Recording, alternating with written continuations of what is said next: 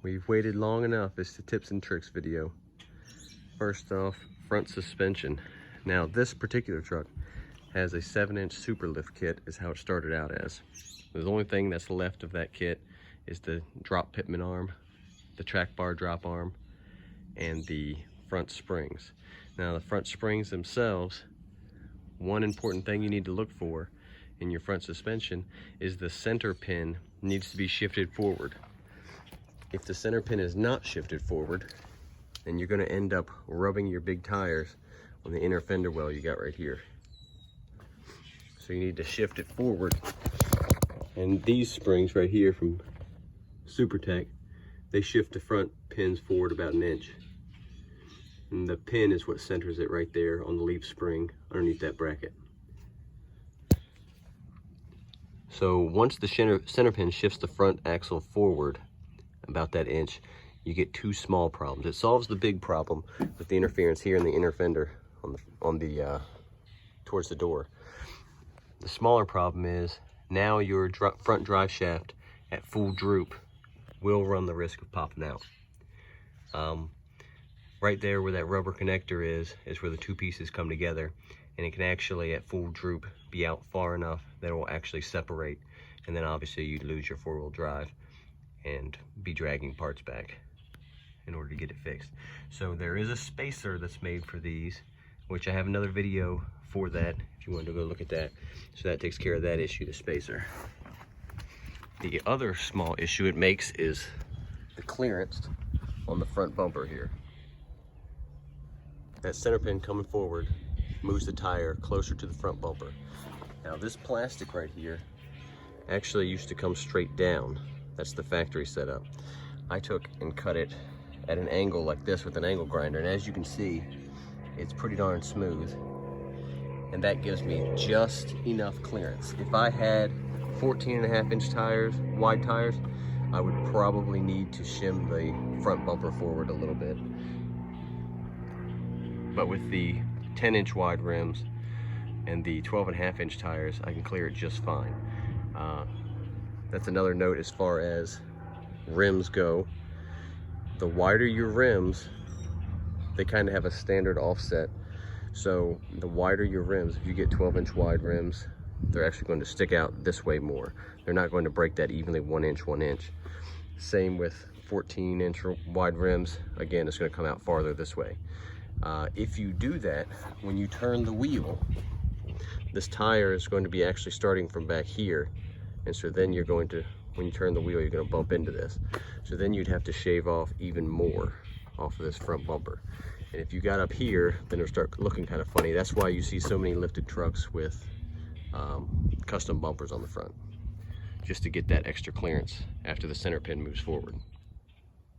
So as far as tires go, you can usually get 35s under a 4-inch lift and not have any rubbing issues. If you want to go up 37s, 38s, 39s, then you have to make sure that the front axle shifts the center pin forward. Or sorry, the front leaf spring shifts the center pin forward. I would not do an all-in-one kit like I did to start out with this. I would just buy the pieces separately. For the front leaf springs, you can get pro comps on eBay for like $250.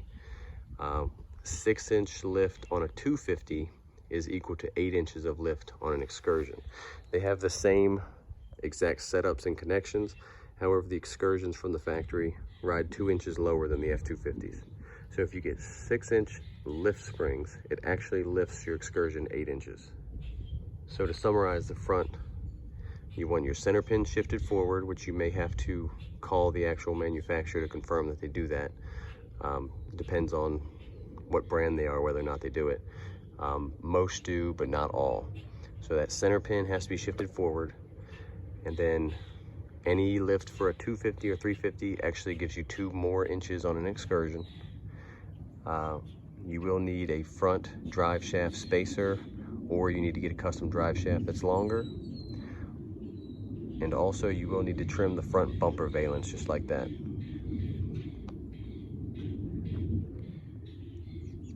This is between 7 and 8 inches of lift with 37-inch tires, and I have 0 rubbing at all. I can go full steering lock to steering lock. no problem. Next part you need, sway bar drops. And you need that for whatever the approximate size is of your lift. So if you're going 6-inch lift, you want a 6-inch drop, 4-inch lift, 4-inch drop, that kind of thing. I do highly recommend keeping your sway bar on. That's why I got these drop links for that. These brackets right there. And the reason is, when you go around a turn in a very high lifted vehicle, it will lean like crazy unless you have a sway bar. And since the vehicle, even if you off-road quite a bit, it's still going to spend 90% of its life on the road. You really should keep the sway bar on there. And the brackets aren't very expensive either. It's just 2 hunks of metal. It is another item you can pick up on eBay for anywhere from like 50 to 100 bucks depending. Next item, drop pitman arm. This fixes the angle of your steering corresponding to your lift size. So you need a drop pitman arm that matches your lift. This one is for a 6-inch lift and I have 7 inches, or I'm sorry, 6 to 8-inch lift and I have 7 inches. So it works out just right. You actually want this drop pitman arm right there to match where your track bar goes in right there. So your track bar is right there on the left and the drop pitman arm's on the right.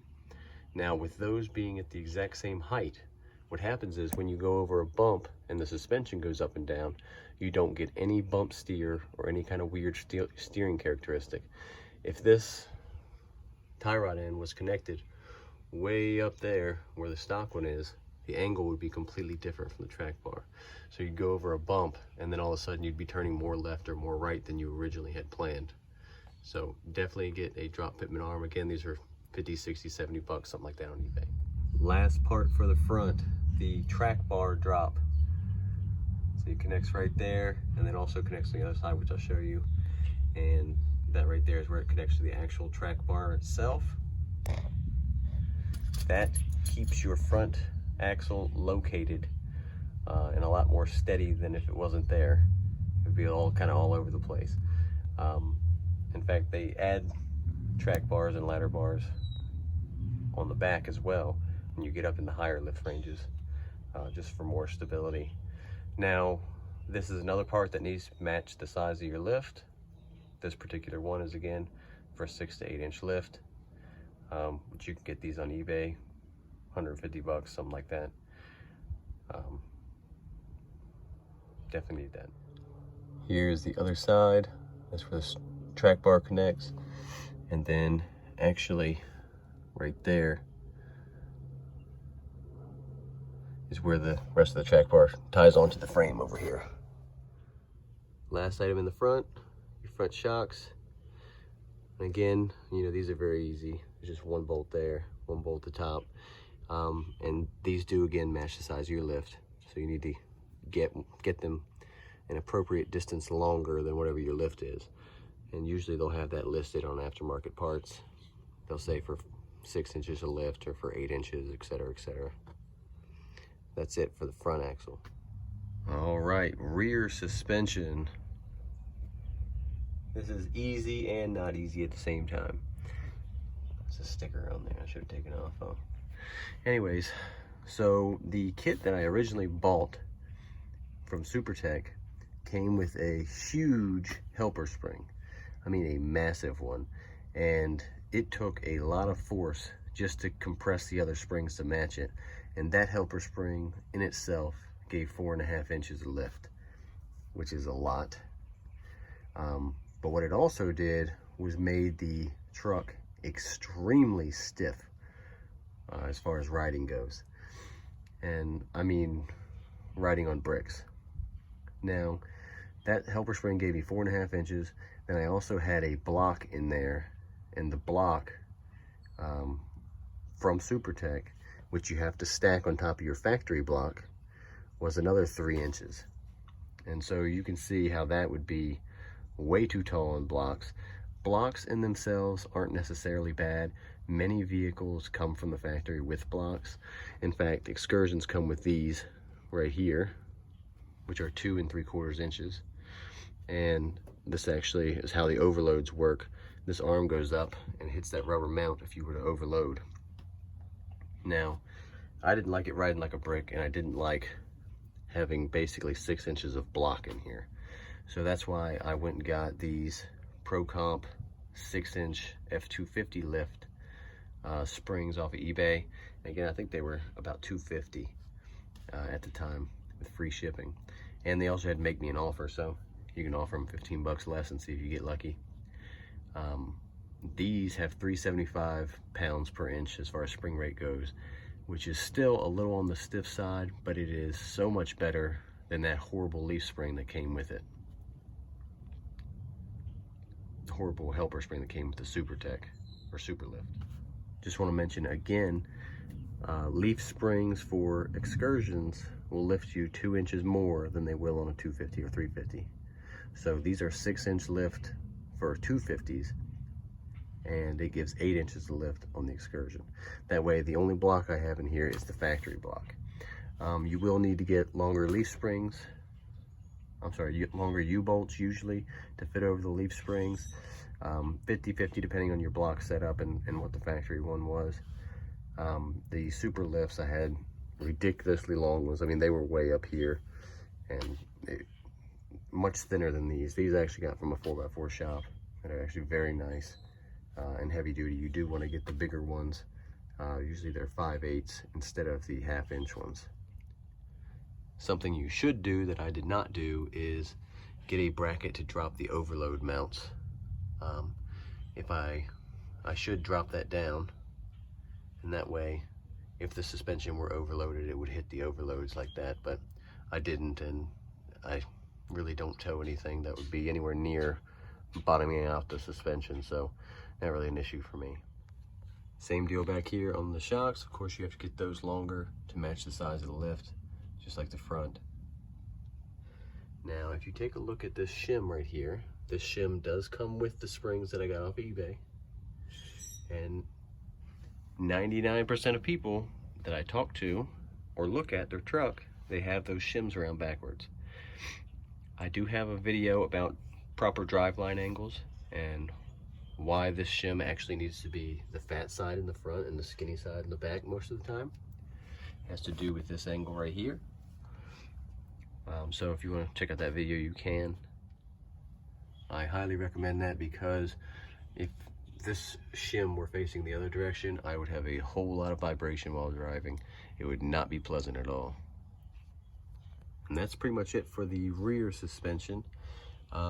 You can actually go up to a 10-inch lift before you actually need a longer drive shaft than the factory one in the rear. So that makes that real easy. You don't have to mess with it. One more tip back here is the factory brake lines are long enough, just the bracket kind of holds them away. So this particular bracket right here used to sit more like up here. So you can actually grab it and bend the whole metal bracket itself down, which gives you plenty of clearance for the truck, for the lift kit. Just a quick note as well, the reason why you don't want to stack, blocks as tall as you want, why not just grab an 8-inch block and be done with it, is that it moves this axle farther away from the actual suspension that's holding it up. And so just like a longer wrench gives you more leverage when you're trying to turn a bolt, the exact same thing happens to the vehicle. So if this is farther away, you have a lot of leverage pulling through these U-bolts, and you can either snap U-bolts sometimes when you get into accidents or hit a big pothole or something like that, which would obviously make you lose control. But in addition to that, you'll get axle wrap, which is basically the power of the engine turning the wheels is enough to twist these a little bit too much and make it feel unstable when you're taking off. This brake bracket, the exact same thing actually applies to the front, and I'll go up there and show you that as well. Again, the factory lines are long enough, you just have to adjust the bracket some. Don't mind the rust. This truck was originally from Montana. There's a lot of snow up there. Anyways, this is the front brake bracket for the brake line, which runs, to the caliper. And again, if you leave it how it is, it won't have enough room for an 8-inch lift, and it will snap that, this brake line and break it off. and obviously you lose brakes, which is not good. So this right here, this clip can be adjusted. I actually had taken it off and bent it way down because it basically starts out up here. It's kind of turned and up there funny. And so you can pull it down and away, and it gives you that clearance, that extra inch or two of clearance that you need in order to fit the lift with these stock brake lines. You can, of course, buy longer brake lines, but I think it's easier to keep everything factory length. That way, if you ever need a replacement part, you just go and get your normal part. You don't have to special order it. And that is pretty much it. If you have any questions, feel free to ask me in the comments. This truck is 7.5, 8-inch lift with 37-inch tires, no rubbing at all. The rims are 20 by 10s. The tires are 37 by 1250s. Again, I went with that rim width because you will get rubbing on the inside fender if you go too big with too much depth on the rim, as well as the front bumper there will rub when you turn the other direction. So that's why I went with these tires. So to summarize the rear suspension, you just need shocks that are longer for the appropriate size lift kit you have, and the actual lift springs themselves. You can replace the factory shackles if they're a little bit loose, which is what this is back here.